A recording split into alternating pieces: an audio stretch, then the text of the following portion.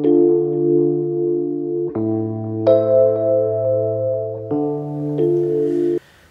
জগতবাসী, আজ আমি শামীম আলী চিশতি আপনাদের সামনে একটি আলোচনা নিয়ে আসলাম। আর আলোচনাটি যদি কেউ খেয়াল করে বোঝার চেষ্টা করে, ইনশাল্লাহ ইহকাল এবং পরকালেরই উপকৃত হওয়া যাবে। তবে আজকের আলোচনাটি হলো কাম কামিনীর প্রতি যারা আসক্ত তারা কিন্তু যে মৃত্যুর পরে তাদের কি হবে সেটা হলো পরে, কিন্তু বাস্তব জীবনে তাদের কি হবে, যে আল্লাহ কিন্তু বলেছিল বৎসরে একবার, আর নবী বলেছে হে আল্লাহ আমার উম্মতেরা অল্প হায়াত পাবে এবং তারা এরকম পরিস্থিতি জীবনে আসবে তাদেরকে মাসে একদিন দেওয়া হোক। তখন আল্লাহ মুহাম্মদ সাল্লাল্লাহু আলাইহি সাল্লামের কথা শুনে তখন আল্লাহ কবুল করলেন যে হে দোস্ত আপনার কথা রাখলাম, তো মাসে একবার। তো নবী মাসে একবার সিস্টেম করে দিয়েছেন, কিন্তু দেখা যায় যে বর্তমান যে অবস্থা এতে এটা মানা হচ্ছে না। যার যেমন খুশি সে তত হইতেছে দোষী এবং নিজের দেহের থেকে হচ্ছে খরচ, আর এটাই তারা মনে করতেছে ফরজ। আসলে এখানে ফরজ এবং 17 ফরজের কথা বলা হয়েছে, আসলে না। যে একজন মানুষ তার দ্বারা যদি একটা সন্তান পৃথিবীতে আসে তখন তার দ্বারা 17 ফরজ, কিন্তু যারা বলে এখানে গেলেই 17 ফরজ, না বাবা, এই কথাটা যারা বলে তারা এই কাজের জন্য বেশি গরজ। যাই হোক, সেখানে যাব না। তো আজকের যে আলোচনাটি সেটা আমি বোঝাতে চাই, যারা অতিরিক্ত এই নারী কাম প্রেমে লিপ্ত, টাইম নেই গান নেই, যারা এভাবে সেভাবে চলছে এবং অতিরিক্ত এখানে গমন করছে,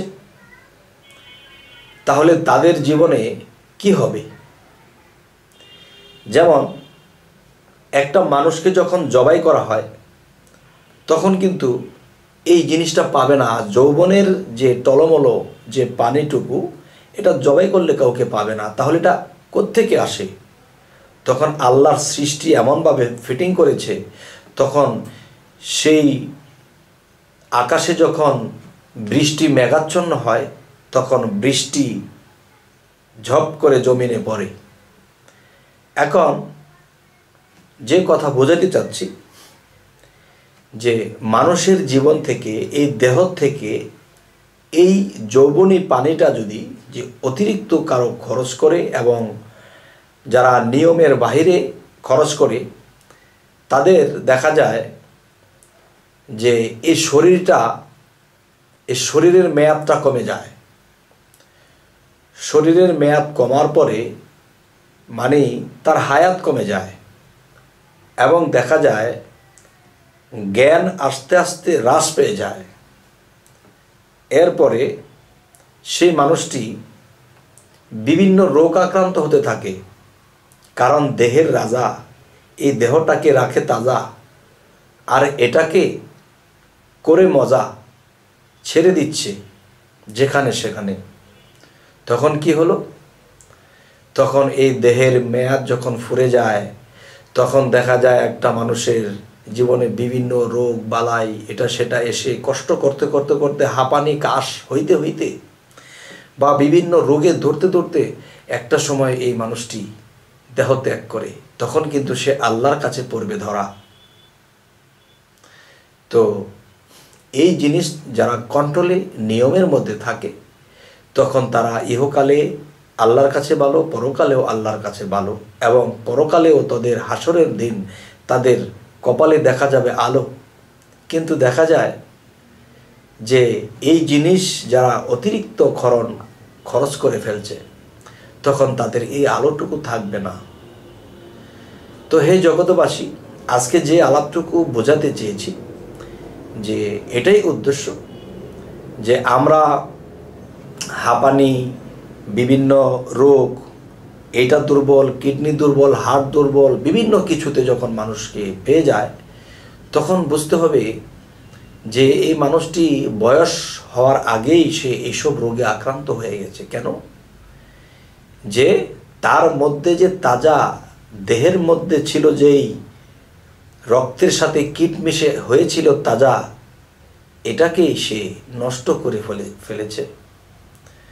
তখনই দেহটা জীর্ণ শীর্ণ হয়ে যায়। তবে একটা প্রমাণ আপনারা করবেন যে যারা বিবাহিত তারা দেখবেন যে যতটুকু শক্তি, যতটুকু উৎফুল্ল শরীরে থাকে, ওখানে যাওয়ার পরে কিন্তু শরীরে আর সেই ইমেজ কাজ করে না। তার মানে কি? রাজা চলে গেছে। এই দুনিয়াতে থাকতে সাজা পেতে হবে যারা নিয়মের বাইরে এটা নষ্ট করে। তো যাই হোক, আমি কিছু ইঙ্গিতের মাধ্যমে কিছু কথা বলার চেষ্টা করলাম। তো হে জগতবাসী, যদি আমাদের এই চ্যানেলের আলাপ যদি আপনাদের ভালো লাগে তো অবশ্যই সাবস্ক্রাইব করুন। পরবর্তীতে আমাদের ভিডিওগুলো আপনারা পেয়ে যাবেন। তবে আজ এই বলেই রাখবো, সকলেই ভালো থাকবেন। আল্লাহ হাফিজ।